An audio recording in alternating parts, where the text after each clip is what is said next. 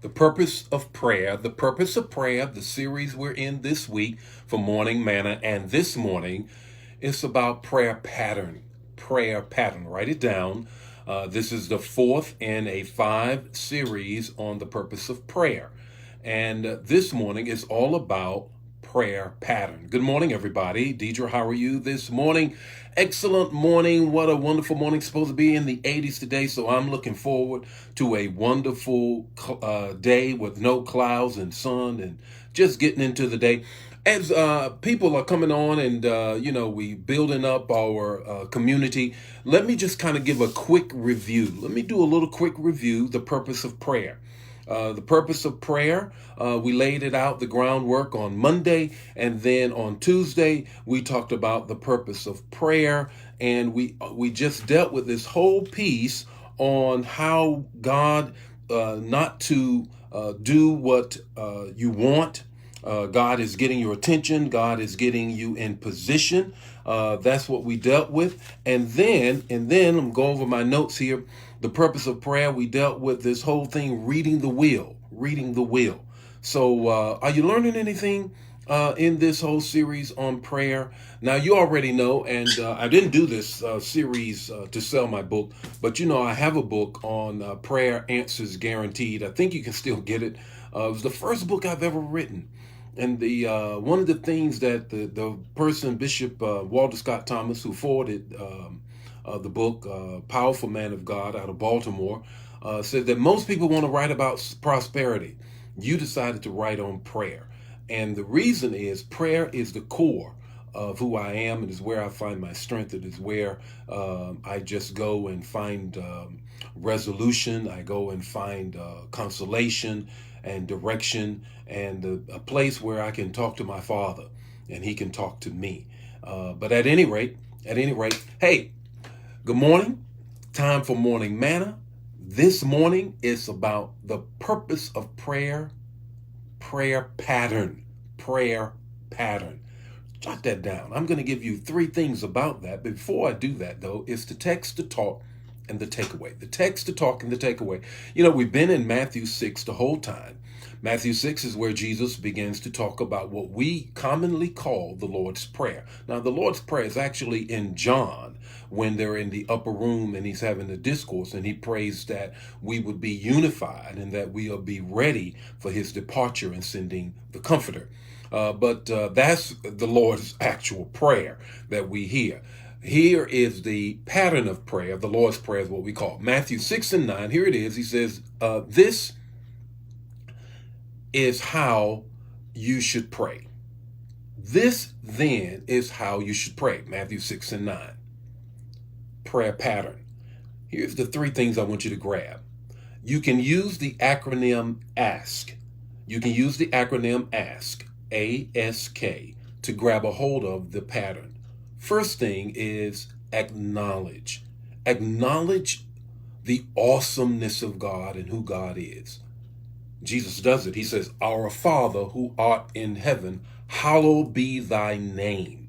Hallowed is the word that means holy. It is the place. It is how can I say it? It is the verb that has to do that makes a place holy. As if we were to go to the cemetery and we say this is a hallowed place. If we were go into a sanctuary and say this is a hallowed place. If you go into your prayer closet, I encourage you to have a prayer closet at home. That is a hallowed place. It is the place where I sense the very presence of God. God's presence is made manifested. He abides there. It is holy. God is holy. So where he is holy. It is hallowed. So the first thing in the pattern of prayer is that you need to acknowledge God. Acknowledge he is your Father. Acknowledge the fact that he is holy. Acknowledge the fact that you are in his presence. The acronym ASK is S. Seek and search. Seek and search. He says, forgive us as we forgive those who trespass against us. And lead us not into temptation. Now, I want you to understand something here. What we need to do in a time of prayer, there has to be some reflection. Can't be all about my handout. It has to be, God, what about my life? He said he fearfully and wonderfully made us.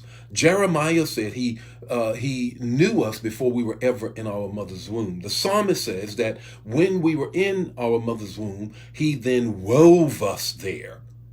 So what am I saying here? You have to understand that there has to be some self-reflection in prayer. Can't be all about what you want. God, what are you saying to me? What are you saying to me? And perhaps what's blocking my prayer is I haven't forgiven. Could it be that my relationships that are within horizontal is impacting my vertical relationship with you? Could it be that? Could it be that? Have you prevented the prayers from getting through because you haven't seeked and you haven't searched yourself? Seek his face, search yourself. The acronym ASK for prayer pattern, the K stands for knock. Knock. Hey, knock. Knock. In other words, it's time to ask. You remember the woman who wanted something from the judge, who kept with importunity. She continued. She kept on knocking. She kept on knocking. You know the other parable that Jesus says that there was friends who came to the door. They were down for the night. They were with their children and they kept asking for bread and they finally got up. There has to be a time where you knock. Now, here is what we need to grab a hold of. We need to grab a hold of. Knocking does not mean, and my persistence does not mean that I do not believe. It means I'm going into a point of praise. I thank you for bringing it to pass. With prayer and supplication, with thanksgiving, I make my requests known to the Lord. I add thanksgiving so that I might not get in fear and anxious. Many times we repeat ourselves because we're anxious. It's like when we were a child. You keep asking because you don't believe your parents are going to do it. No, that's not what I'm talking about when we knock. I knock with confidence. And if there is no answer yet, I add thanksgiving to it. And I just keep adding his word to my knocking. That's prayer pattern. Acknowledge, seek and search, knock. Ask for what you want. What's your takeaway this morning? Your takeaway is this: set up a pattern and a plan for your prayer life. Real quick, I want to get this. Sorry about that. Here is something that I had made. I don't know whether you can really see it or not, but this is my prayer schedule. It's my prayer schedule. And on it, on Monday, I pray for family. On Tuesday, I pray for self. On Wednesday, I pray for the church. On Thursday, I pray for individuals, missionaries, churches that are under my covering. On Friday, I pray for the country and the leadership in the country. On Saturday, I pray for my sermon that God will move. And on Sunday, I pray for the worship experience and the life changes that come to church. I have a pattern and a plan for prayer. I would encourage you to do the same. The Lord be with you today. Face shine upon you, give you peace. Share the manna. If it's blessing you, bless somebody else. Don't keep it to yourself, and invite somebody else to the Morning Manna fam, where our community gets together and learn what God has. We eat enough for the day's journey till we come back the next day. And I'll see you tomorrow morning with more Morning Manna. God bless you. Bye now.